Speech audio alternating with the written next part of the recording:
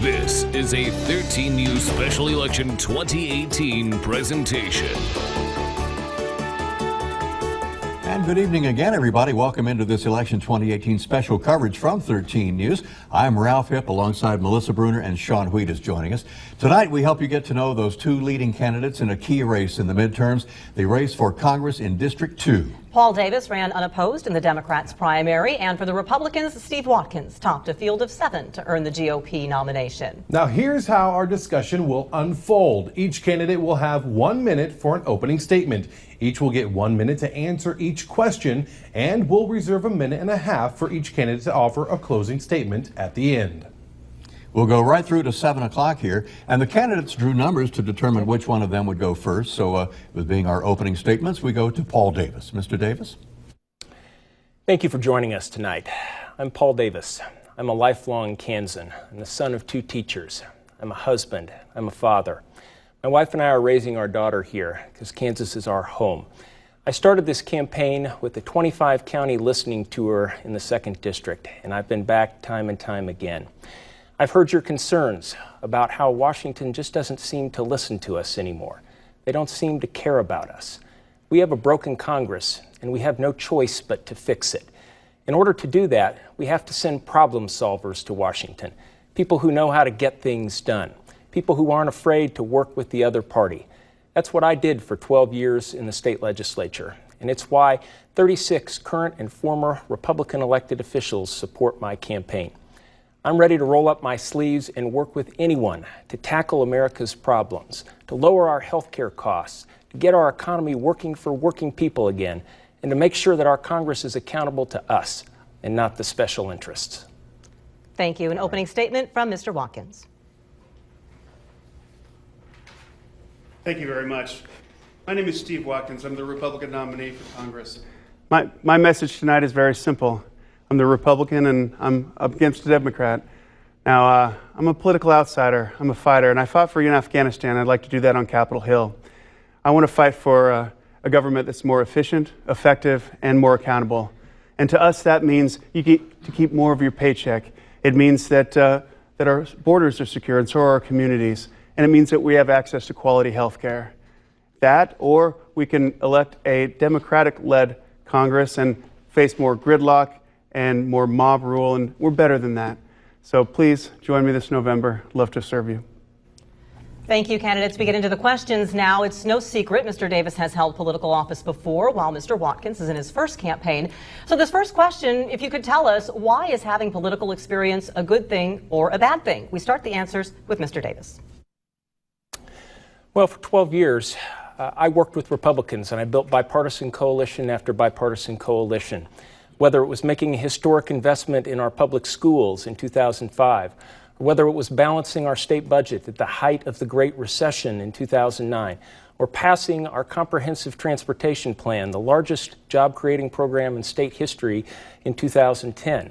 I've been there working with Republicans to get things done and get results. And I think now more than ever, we need people like that in Congress. We need problem solvers, people who are willing to tackle the tough issues and aren't afraid to work across the aisle and also aren't afraid to buck their own party. I am an American and a Kansan long before I am a Democrat. Thank you. Mr. Watkins. Thank you. Now, I'm an engineer. I'm a builder. I'm a qualified paratrooper and an Army Ranger. And I'm a Christian, a family man, a dog sled racer and a mountaineer. But you're right, I'm not a politician. I'm not even a lawyer. But you know, we knock on over 1,000 doors a day. And oftentimes what we hear, not to persuade, but to listen, what we hear is that people are tired and they want to change. They're tired of the partisan gridlock on Capitol Hill. So oftentimes when we say, I'm an outsider, they say, that's all we need to hear. You're our guy. So I want to work hard for you. I've helped solve problems in the Middle East. I've worked overseas for 8 years of my life. And during that time, I learned how and why America is so great. So it'd be an honor to serve you. Thanks. Thank you, Mr. Watkins.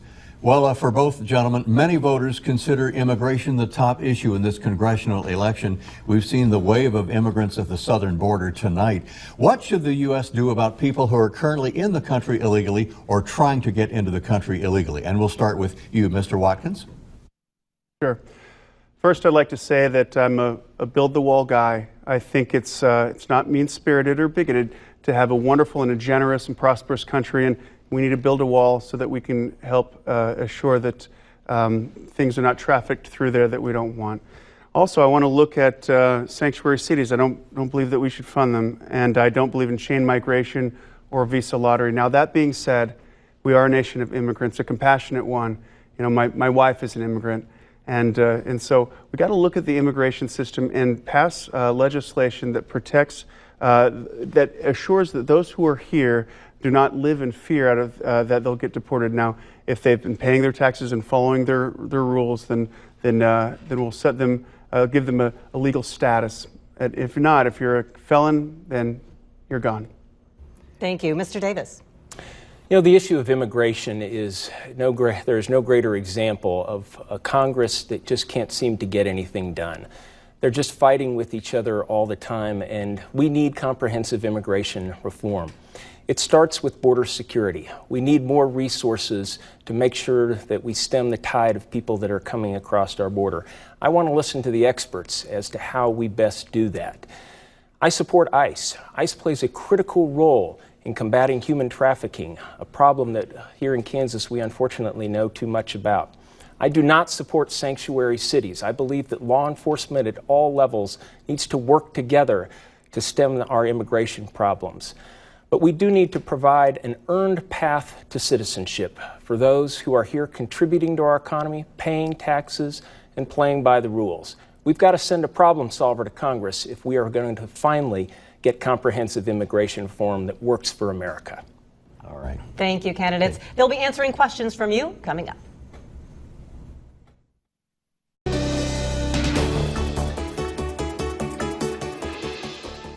Welcome back in. More of our live 13 News Forum with the two candidates in the race for District 2 of Congress. And we also welcome in Sean Wheat. All right, thank you very much. We want them to address issues on your mind. So our next couple of questions come from viewers. Listen to the first one. I'm Diana Slavens from Topeka, Kansas. I would like the candidates to address the PAC groups. I would like to see them do away with that and only have ads by the candidates themselves. I would like to see, how could that happen? Well, to recap those questions, we're seeing a lot of PAC ads from both sides. Should they be limited? We start off with Paul Davis. Well, Diana, I couldn't agree with you more. When I was in the legislature, I fought for campaign finance reform year after year, for more transparency and accountability. I think the greatest problem that we have in politics today is the excessive amount of money that we have.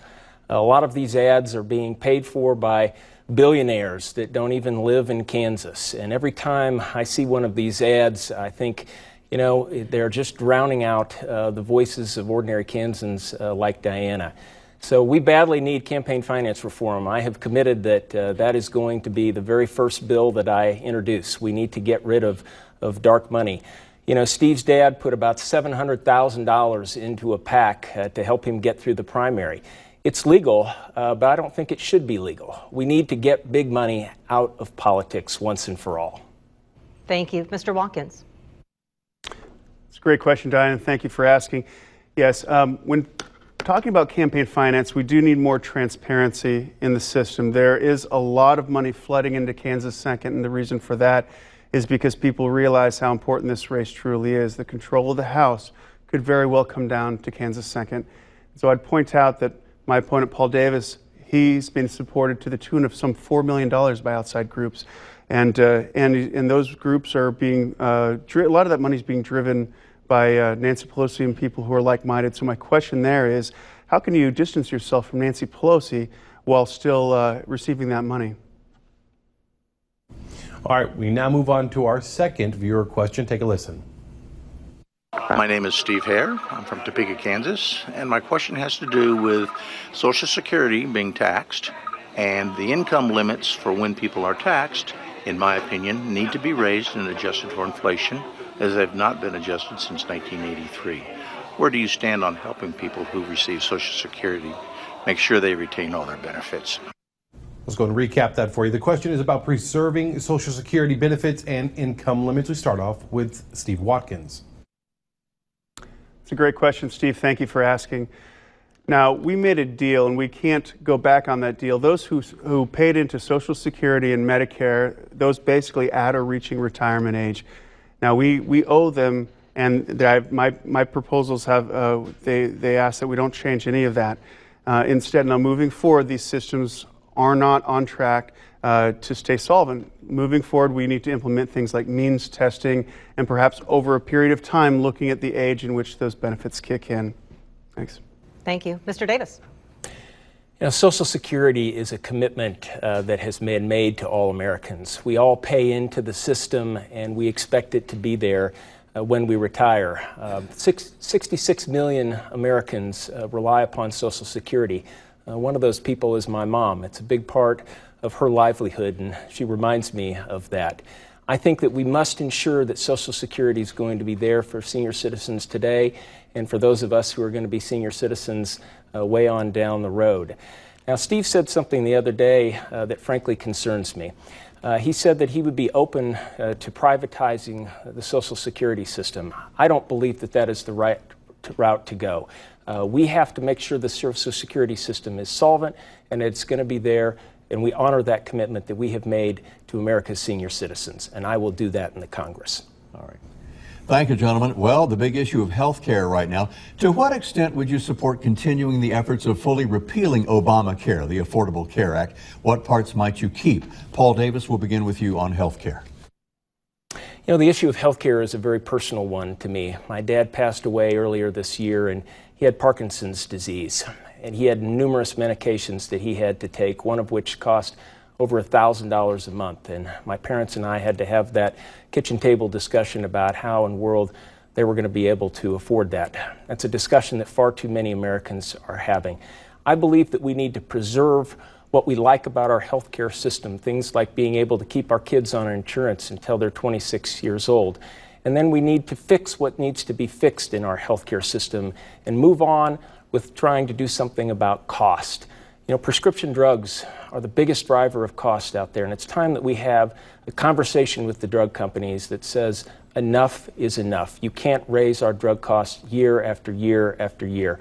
Now, what Steve wants to do is he wants to repeal the Affordable Care Act, which is going to put us back in a place where insurance companies can discriminate against people because they have a pre-existing condition like cancer or diabetes. I think that's wrong. Thank you, gentlemen.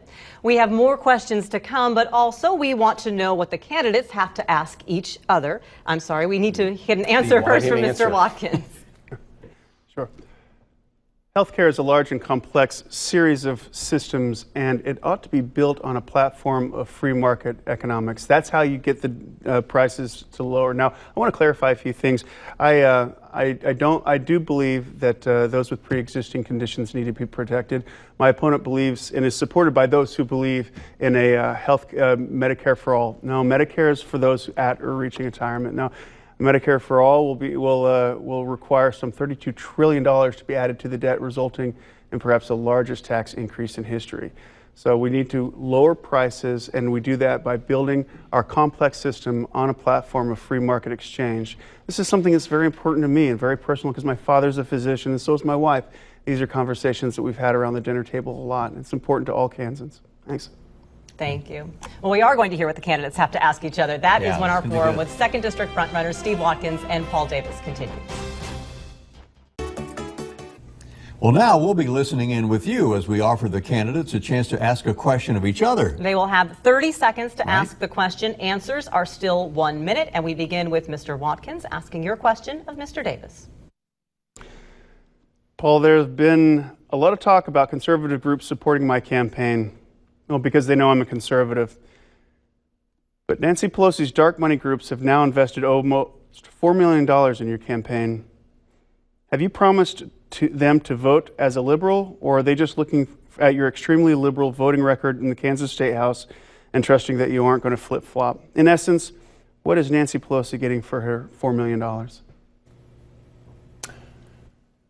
You know, I committed on the first day of this campaign that I would not support Nancy Pelosi. That has not changed, and it will not change. I don't think it comes as a surprise to anybody that Democratic groups tend to support Democratic candidates and Republican groups support Republican candidates. But if you look at my record in the legislature, you'll see that I voted with Republicans 75% of the time. It's one of the reasons why 36 current and former Republican elected officials support my campaign, because they know that I know how to work across the aisle, and that's what we need in Congress right now. We need problem solvers. We need people who are going to be Americans long before they are Democrats and Republicans, and that's exactly what I've done, and that's exactly what I'll do in Congress. Thank you. Your turn now, Mr. Davis. Your question for Mr. Watkins. Steve, your opponents in the Republican primary called you a liar, a fraud, and a rank opportunist. I can understand a little bit of that because you just lied to people about Medicare for all. I've never supported Medicare for all, and I haven't. You claim that you supported President Trump, but you didn't vote for him. You claim to support law enforcement, but you condone comments calling law enforcement officers racist and criminal thugs. You claim that you owned a company and you started it from scratch, and you didn't. Kansans can't trust you to be honest about your past. How can we trust you with our futures? This is why I'm running for Congress. If people don't like your policy and they don't have a voting record upon which to sling arrows at, they go after your character. Now, we've seen that even at the national level. We've seen that with Justice Kavanaugh, with 36-year-old allegations with no corroborating evidence. This is what they do. This is what Democrats do when they don't have a voting record upon which to critique. So every single one of those allegations is at very best a half-truth, but most certainly an accurate portrayal. Now, I went to West Point. There's a code at West Point that a cadet will not lie, cheat, or steal, nor tolerate those who do. And lying is defined by an attempt to deceive. Now, Mr. Davis knows that these articles attempt to deceive voters, but my belief is that voters are smarter than that, and they can see through that, and we're tired of it. Thanks. All right. Thank you very much, gentlemen. Move on to our next question now. Several states are making their own laws regarding marijuana. Recreational pot became legal in Canada this week. Where do you stand? To what extent, if any, should the U.S. move to decriminalize marijuana? We start off now with Paul Davis. I have supported medical marijuana. I supported this when I was in the legislature, largely because of a family that lived in my community who had a cute little boy named Otis who had hundreds of seizures every day, and the only product that could help him was a medicinal marijuana product. I support decriminalization efforts, and many of those efforts are going on at the local level. What I am not ready to embrace, though, is a support for a full recreational marijuana. A number of states have done that, and I think we need to see how those experiments are going to take place and what's going to transpire, and then we can make our own decisions. Most of these issues are going to be decided at the state level as well. Thank you. Mr. Watkins. This is a state issue. I will say that having spent 10 years in the military and having a lot of friends and soldiers diagnosed with post-traumatic stress disorder, I know some of them have found some treatment solace in medicinal marijuana. So I'm not inherently object to it, but it is a state issue. I am against recreational marijuana. Thank you. Right. We set our sights on the economy when our forum here live from 13 News with our 2nd District congressional candidates returns in just a moment. Welcome back to 13 News. We continue our discussion with the 2nd District congressional candidates with some economic issues. Under what circumstances do you support tariffs on goods and services from other countries? We get our first response from Steve Watkins. I'm a capitalist and I'm a free trade thinker, so as a general matter, I don't believe in tariffs. Now, I talk with a lot of producers, a lot of growers, a lot of professionals in the ag community and manufacturers as well. Now, they're patient with Donald Trump and understand that the tariff is a temporary measure and that it's in support of a larger play. So we're patient and they're patient, and so am I, but I'm a free trade guy. Thank you, Mr. Watkins. Mr. Davis. One of the first things that I did in this campaign was I convened an agriculture advisory committee because I wanted to hear directly from Kansas farmers. And I have had many, many conversations with farmers all across this district. And quite frankly, they're very concerned about the tariffs right now.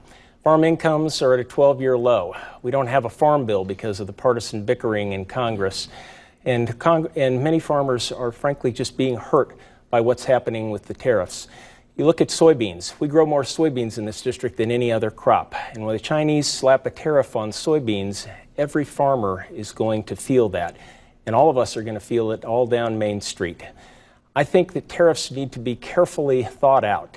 And I think that we need to tell President Trump that what he's doing right now is harming our communities. It's harming agriculture, which is the backbone of our economy.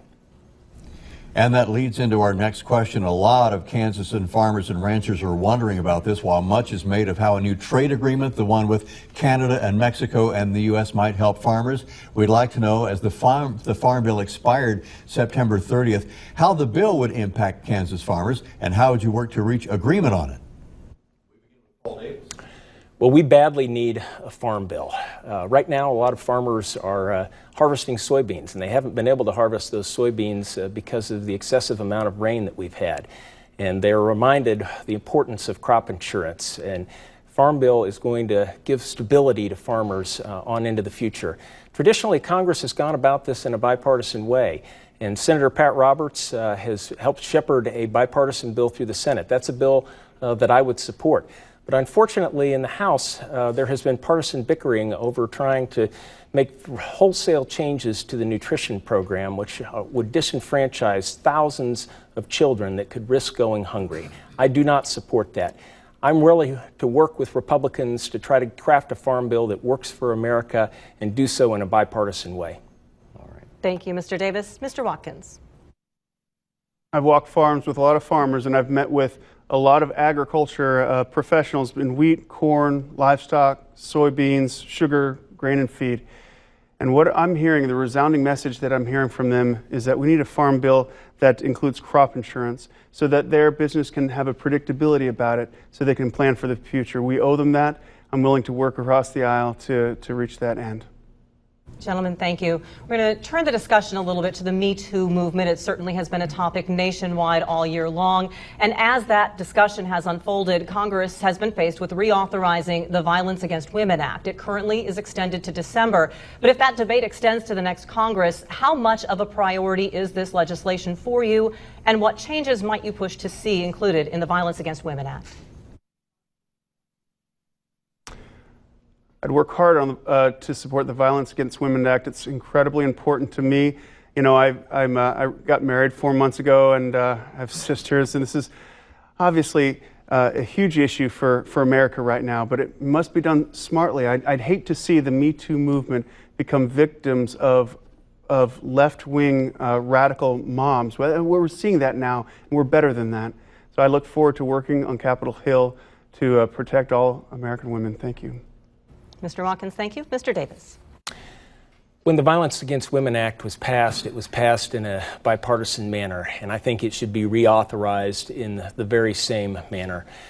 You know, throughout my career as a lawyer, I have represented domestic violence victims, and it is an incredible tragedy to see the faces of women who have been abused.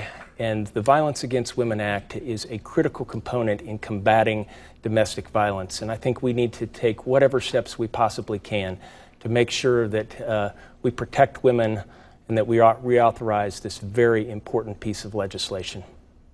Thank you very much for your answers, gentlemen. Well, candidates will present their closing statements next, and there's more time for more questions. You're watching our 13 News special presentation, Election Coverage 2018, on the congressional race. Back in a moment.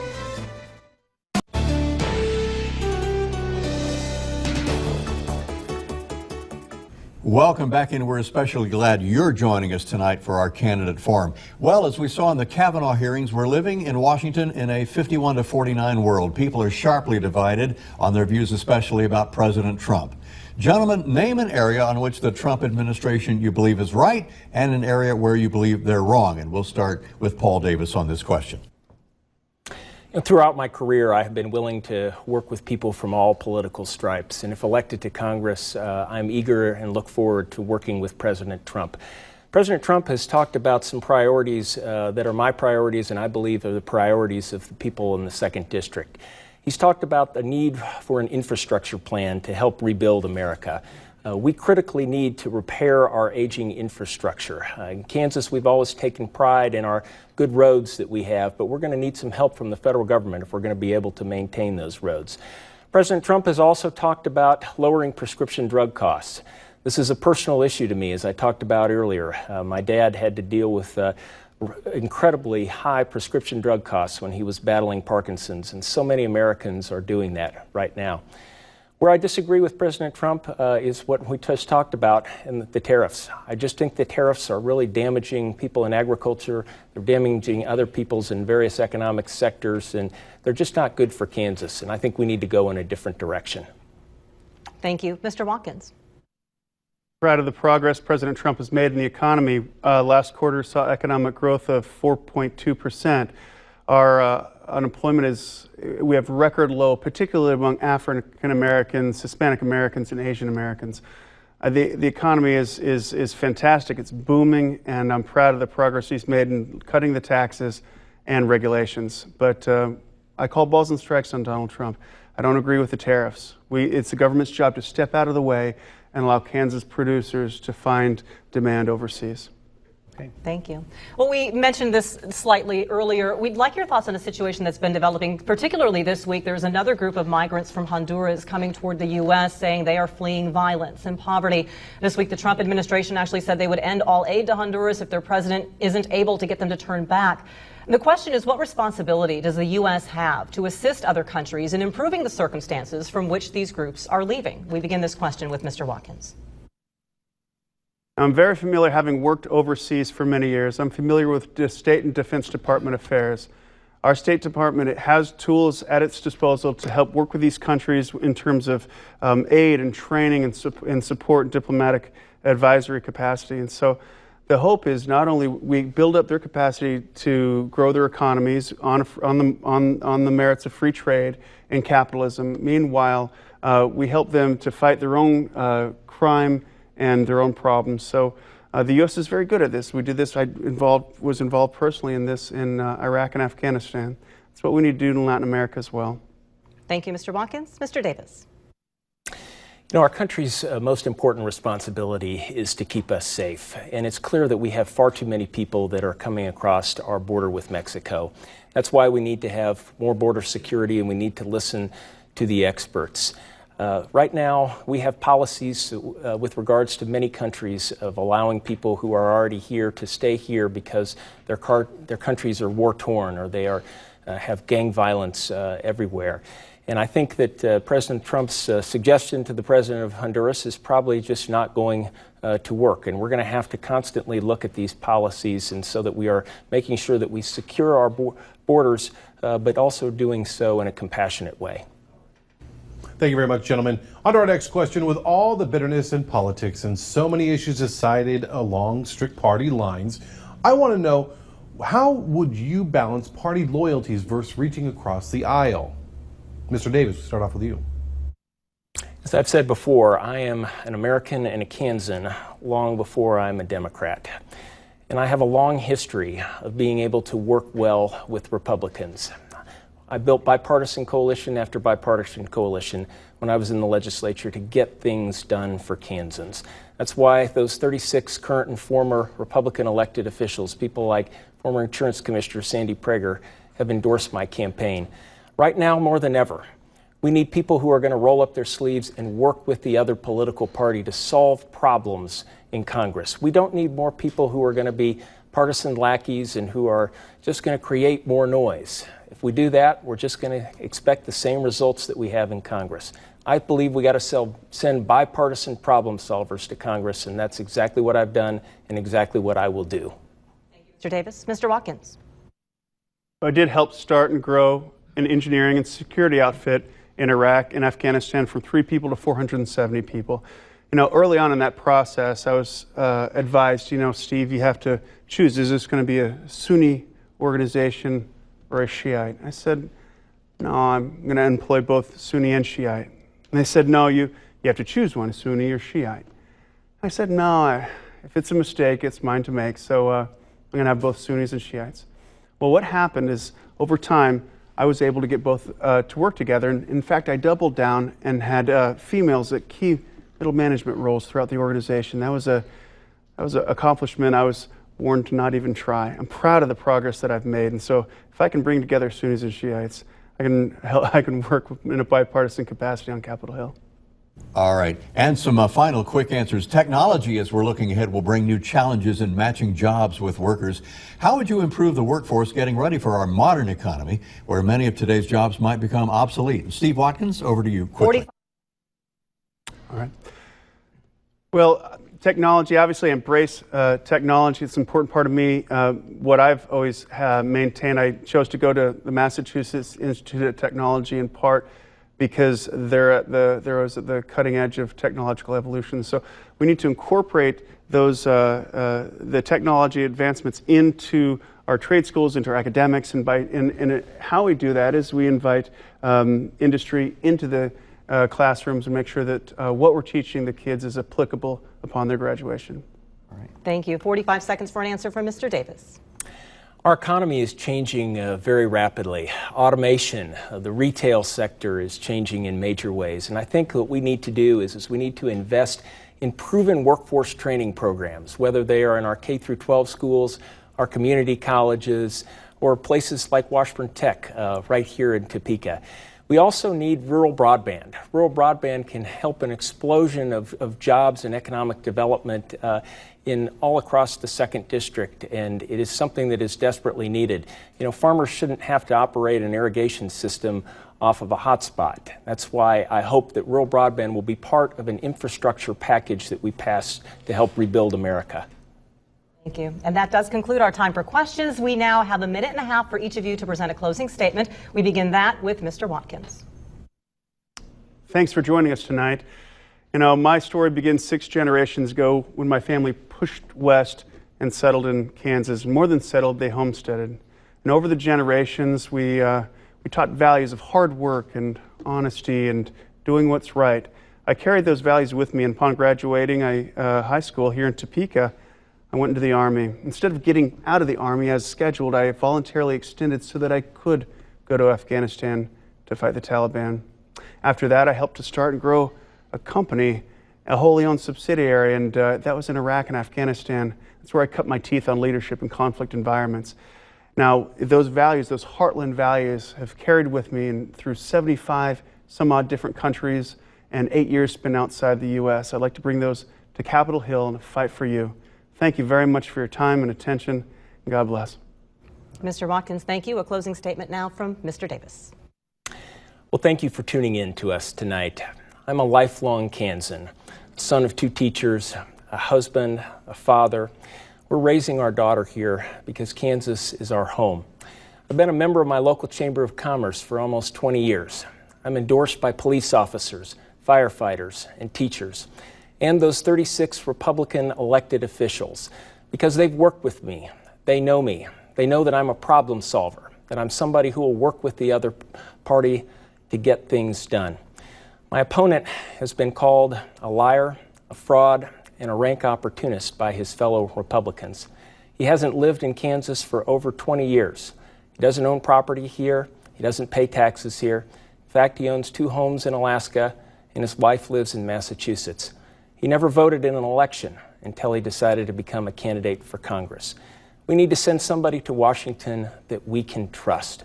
So if you're ready to send a common sense Kansan to represent you in Congress, who will work to lower our health care costs, who will get our economy working again for working people, and will make sure that our Congress is going to be accountable to us and not the special interest, I ask for your vote.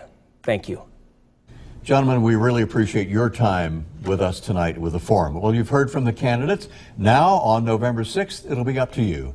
And you'll also see a 3rd candidate on the ballot in this race, whom you saw during the news, Libertarian Kelly Stanley, and you can hear that full interview on WIBW.com. Now, advance voting is already underway in some parts of the state. Jefferson, Jackson, and Riley counties among those that started yesterday.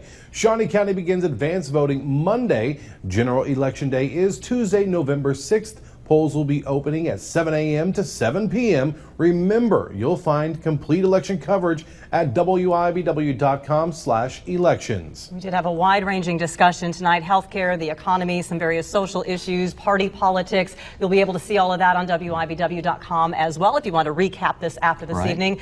Our sincere thanks to the Steve Watkins and Paul Davis campaigns and the gentlemen themselves for being in our studios tonight and taking the time. And all of you for watching. Sitting alongside Ralph Hipp and Sean Wheat. Thank you, gentlemen. I'm Melissa Bruner. Have a good night, everyone.